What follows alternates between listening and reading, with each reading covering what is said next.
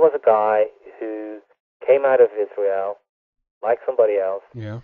who was Jewish like somebody else, Hmm. who could do amazing tricks. He could bend spoons. But from what Puharich and others have been saying is that actually Gallo was an extremely powerful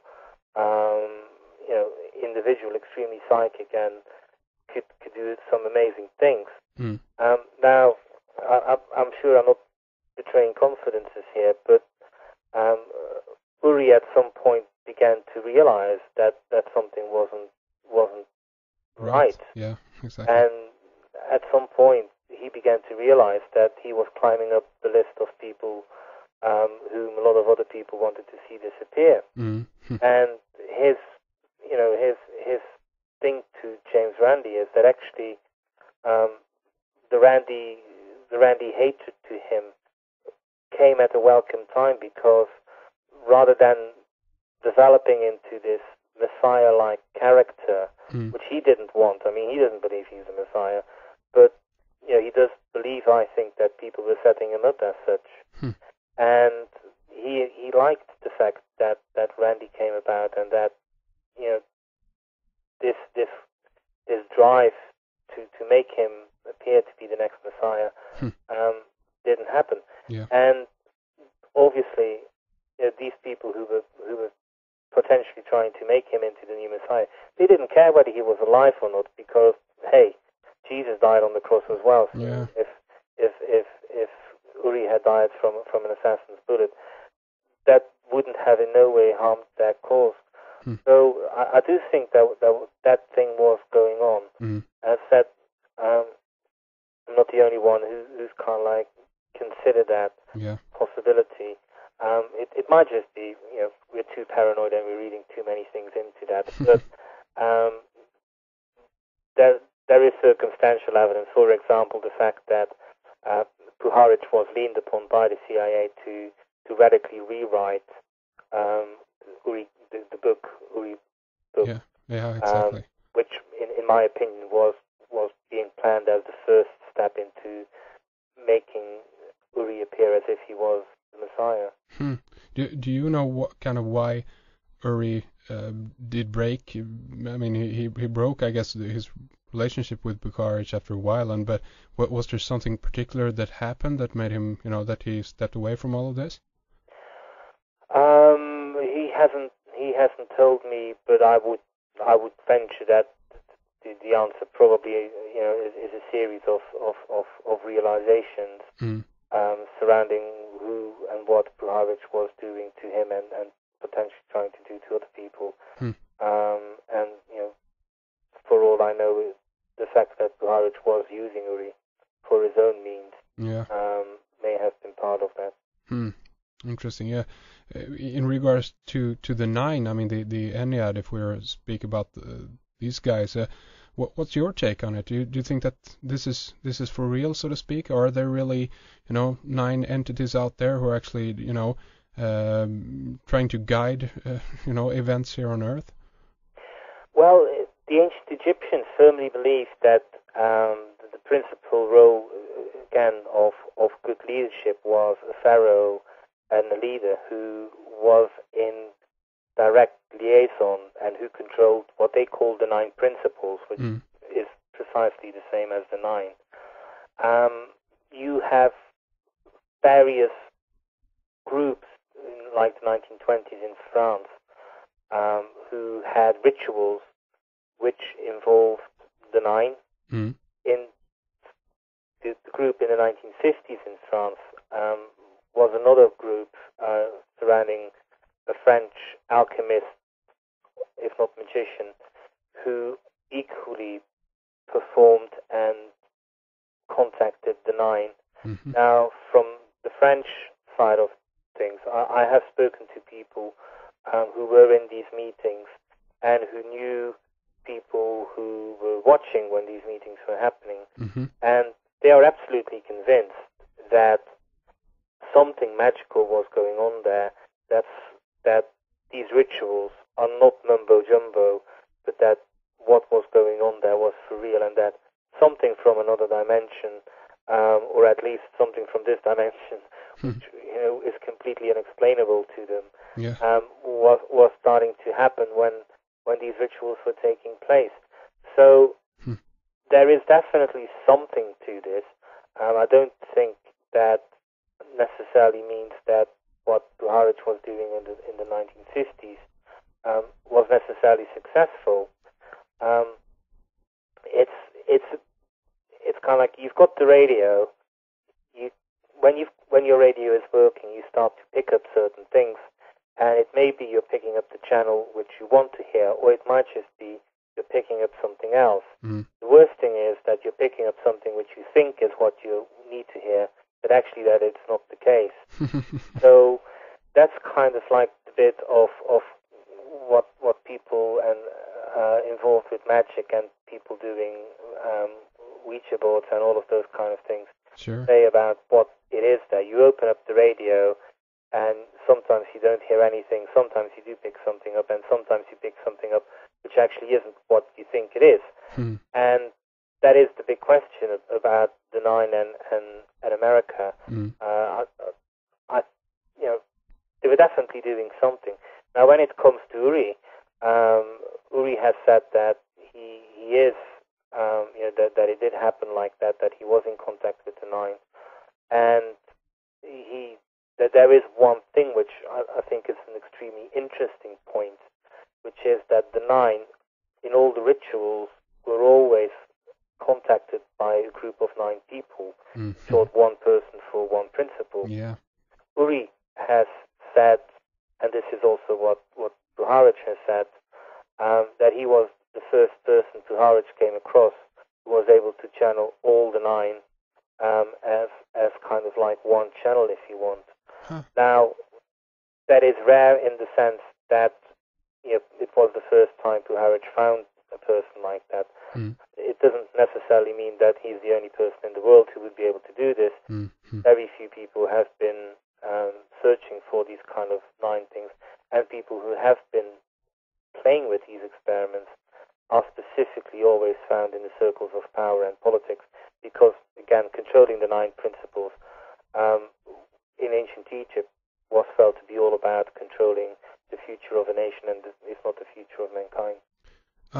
So I mean, yeah, exactly. So I mean, if you are in contact with the 9 principles, you actually are a natural-born pharaoh, then, I guess. Yes, I mean, I wouldn't say you're a naturally born pharaoh, but I would say you are definitely the best advisor to the pharaoh. And I mean, it's a very funny situation, because when you look at kind of like American politics, Uri has seen a lot of American presidents and a lot of American politicians since the end of 1970s. That's interesting, because I mean, there is a kind of an undercurrent going that, many of the presidents, of course, are bloodline related, and a few of them even, I guess, tie their bloodline back to some of the Egyptian dynasties. I don't know if that's true, but I mean, do you think that we could say in some sense that a president today sitting in the United States is kind of looked upon as a modern day pharaoh? Well, he definitely has more power than any pharaoh in the past. I'm not a big fan of bloodline theories. I think it's not necessary to explain things. A bloodline theory doesn't add anything more, or doesn't explain anything more. Yeah. If anything, all the theories I've seen about bloodlines create more questions than they answer.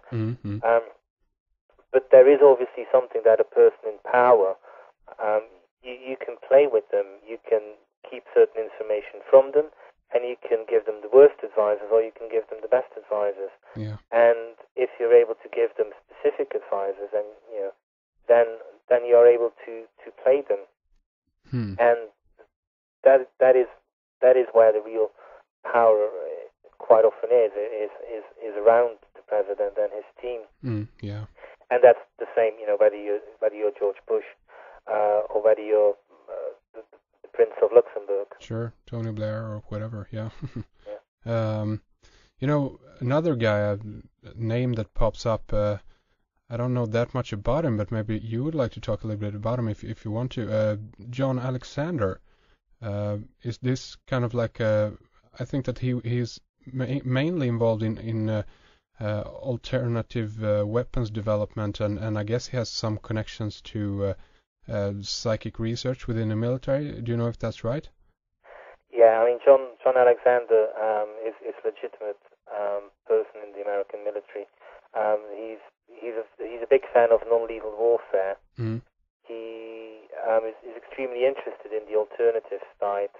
I think his second wife was at some point a very big believer, follower of crop circles and pagan and magic stuff. So, when you, by marrying her, you will at least know, if not have become more exposed to that. Yeah, sure. I know he hangs around the same circles of people like Jack Sarfati, Kid Greenhalgh, Plutov, which kind of like means he's interested in new physics. Yeah. Like 0-point energy and all of these things. So yeah, he is part of that group. So I mean, I guess the reason for my interest in some of these guys, I mean, we could of course talk about the what's his name, who was behind the Bell helicopter, Arthur. Yes. Yes. I can't remember his last name now, but Arthur somebody. Yeah.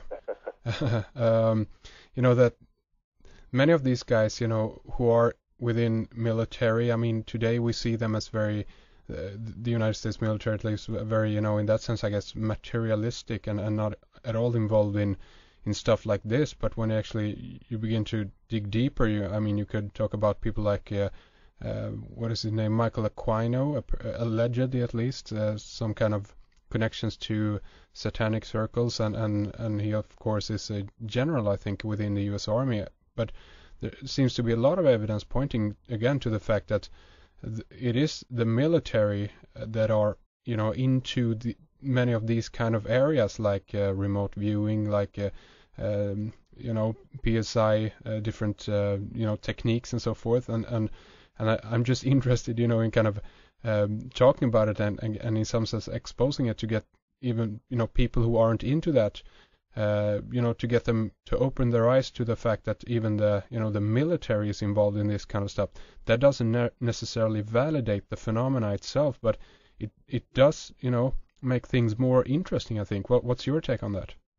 Yes, I mean, first of all, the Arthur we're looking for is Arthur Young. Yeah, sure, yeah. But yes, these people, these people start off as or become interested, and you find them, I think, everywhere. You've got extremely wealthy people who become interested in football clubs, so the people are not interested in football and do something else with their money. Yeah.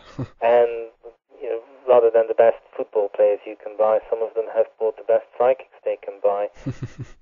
People in politics, there was a famous incident with Ronald Reagan whereby he started to, where the media started to overplay the fact that he couldn't, he had to consult with astrologers. People like Princess Di were known to consult with astrologers. Mm-hmm. Yeah.